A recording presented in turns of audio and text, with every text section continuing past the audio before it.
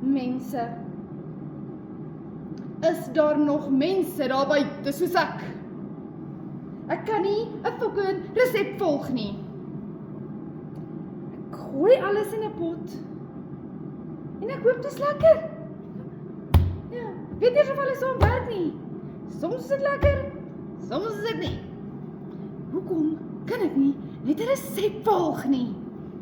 Dit sal dit makliker maak, maar nee, Nicole wil eksperimenteer. Dink seker ek sê wetenskaplik, weet. Rarig. Sal jy maar sien hoe kom hierdie uit vanaand? Want ek nou weer geëksperimenteer. Van my vriendinne hou daarom van my konkoksies, want ek maak altyd, weet daai Hilda konkoksies? Hilda konkoksies is wat in hierdie kombuis gebeur. Soet en suur en, ek weet nie, room en wat moet nie saam room nie, maar ek sal dit seker doen. Is daar nog mense daar buite wat hierdie tipe goed doen?